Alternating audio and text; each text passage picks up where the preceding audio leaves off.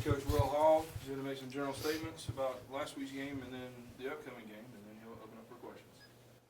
Yeah, big victory for us last week to be able to beat a program like North Alabama and kind of take control of the lead of the conference going down the stretch right there. It was obviously big for our program and big for our university. I thought it was an extremely well-played game by us in all three phases. Was able to control the clock offensively, convert a lot of third downs. Thought Dallas Dickey really played lights out. It was good to see Devontae Jackson kind of have his breakout game. Thought our O-line played extremely well on defense. We were able to kind of control their run game early on, get them into some passing situations, and played well right there. And in the kicking game, had some shots, some kickoff returns and punt returns that we'd like to have done better. But all in all, made all our kicks, was able to block a big kick. And so it was a really well played game for us, which puts us right here at 8-0 with a chance to go down the stretch and do something really special. We've got to continue to take it one game at a time. I want to address something happened early in the game, the personal foul hit on the sideline by Marion Chapman on Luke Wingo.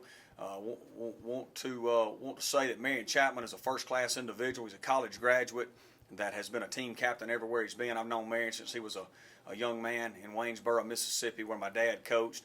He's an outstanding individual. He feels really bad about it. We hit Luke late out of bounds. It was not intentional.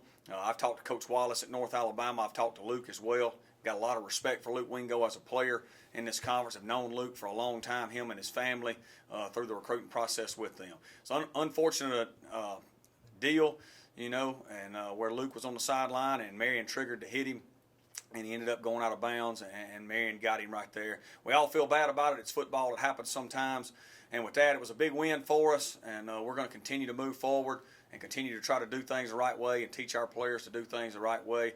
And we've got a big test for us this week in Mississippi College on the road in what's going to be a monsoon, probably really bad weather and really bad conditions. But we're looking forward to the challenge. We're going to take it 1 week at a time like we always do. And with that, we'll open it up for questions. Like you said, the weather conditions expected Saturday. Does that affect kind of the game plan and all of how you attack on the other side of the ball? Yeah, we've got to do what we do, but it's obviously going to affect it. If the game's played on Saturday and it is what it is, we expect to be underwater while we're playing it because those turf fields sometimes don't drain as fast as the rain's coming in. And if it's flooding rains, which is what's to be expected, then we expect to be literally water up above our ankles, which will be an extreme circumstances to play in. Hopefully the good Lord will bless us and it won't be quite as bad for both teams. It'd be nice if we could maybe move the game up or maybe play it on Friday or something like that. That's obviously up to Mississippi College, but we're going to play the hand we're dealt. That's what we do here. That's our philosophy with AIE. So if it's raining, man, and is what it is. We've all got to play in it. They've got to play in it, and we do too. And we'll certainly try to put our best foot forward and do the best we can. How huge is it for the program to be number one for the first time? Yeah.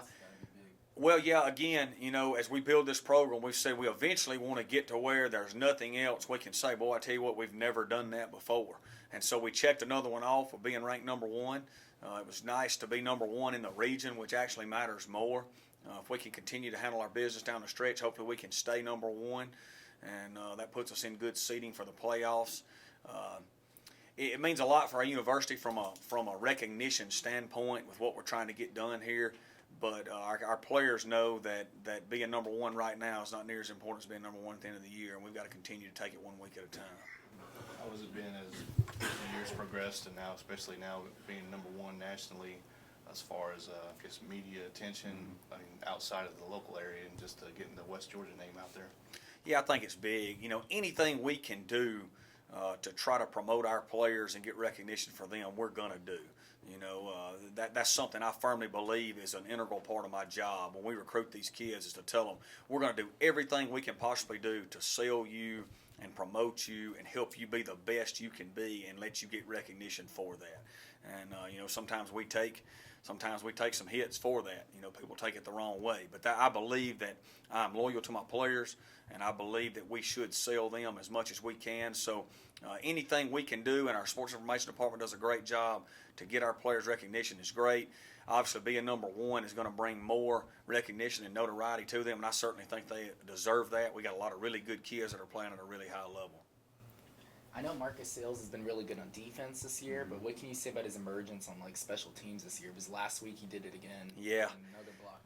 Did it again, man, and it was just a tremendous block by him, and it was unfortunate we didn't get the touchdown out of it. We got a blocking behind the play penalty, which was incorrect. You know, the block actually happened even with the ball. So it was just unfortunate that we didn't get the score out of it, but you know, we didn't. But Marcus, we put our best players in the kicking game. Marcus has been huge on that. He almost blocked a punt as well, and you know, he's doing a great job, and he deserves it, man. He's a great young man.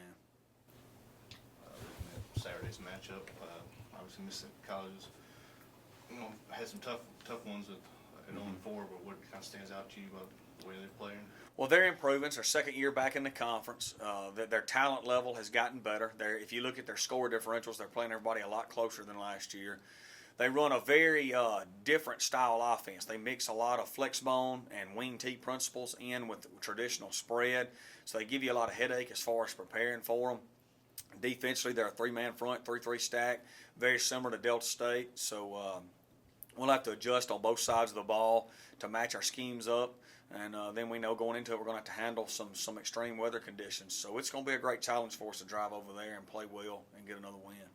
So going back to the weather conditions, do you expect it to be a little more on both sides? The ground game going to be a little more important, or?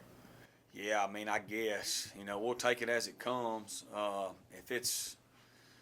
If it's raining as hard as they say it is, man, it's just going to be survival of the fittest in every way, no matter what you do. You know, so we'll take it as it comes. Hopefully, we can throw it around a little bit too. We'll just have to see how we're managing at the time.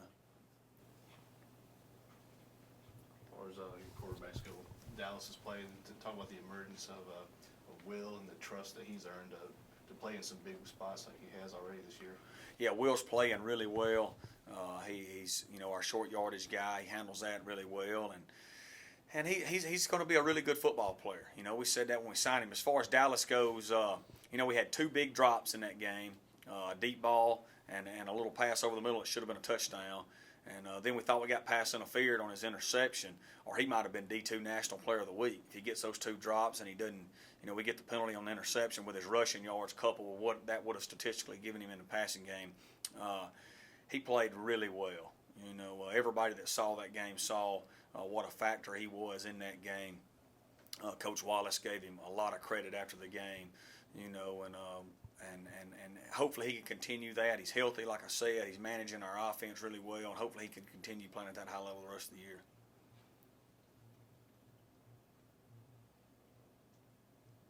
Game 8, and you've got 8 interceptions on the air from 8 different people. You got one from a defensive tackle this past week. Talk about that. Yeah, our defense forces a lot of pressure on quarterbacks, and I thought that was a big difference in the game this past week was how much pressure we're able to put on them just rushing 4 people. And when you get, as a former quarterback, I can tell you, when people are in your face, it significantly affects your reads, it affects your throws. And we play a lot of people on defense, so to get 8 interceptions by 8 different people, I think it's just a credit to Coach Simons, and then a credit to all our young men for how many people we play and all that. It's good to see Jason get it, and Jason's a great kid who's playing really well. He had a great game along with Dylan Donahue and Alex Arma as well. And we keep hoping our corners are going to get one. We mess with Sales and Vason, all the time. They've had a few hit their hands and haven't been able to come down with one, but we hope to change that here soon. Week by week, has this running back course, are we getting closer? I feel like the continuity is going to be a big factor to the reason they're playing. Yeah, they just competing every week. Frank's had a few big games a few weeks ago. Devontae kind of had his breakout game this week. Eris had some great games early in the year. Derek Seward, I think, had 3 touchdowns in one game early in the year. And, they're all playing well. And the young ones are getting better each week. Derek Seward's a tremendous leader in that room as a first-class individual. As a senior, made a great block on kickoff return this week. And, it's just a great room. It's a fun room to coach with their attitude and how they do things. Carlos Hutton big on the goal line. He hit Wingo on their lone touchdown as he was hitting the pylon, but the big hit on the 4th down. Talk about his contribution. Yeah, he played great. They're a really tough team. to handle from a free safety standpoint. Carlos had a lot on him this week with all the run game and motion and all the run pass option things they do. Thought he really played outstanding. Trying to tackle Lamonte Thompson is something that'll keep anybody up at night. Just thought he handled it really well. The big hits on the goal line have been, publicized on social media and so much. And that's good for Carlos. He deserves some accolades. He's really taken to this defense. We got here, moved him from corner to safety, and he's gotten much more physical. And it's great to see him having such a good year. Last thing, freshman quarterback threw for about 200 yards last week. What have you seen this week from Mississippi College that y'all are prepared for? Yeah, just trying to get ready for everything they do offensively. Like I said, they're a much improved program. Their freshman quarterback actually came to camp, so with us in the summer, so we know him. A good player, comes from a great family, and is going to be a really good player. And they're building their program, doing a great job. Coach Bland has won championships where he came from. He knows how to get it done. They're going to continue to improve. They're going to win a big conference game here soon. We certainly hope it's not this Saturday. Appreciate it, guys. Go Wolves.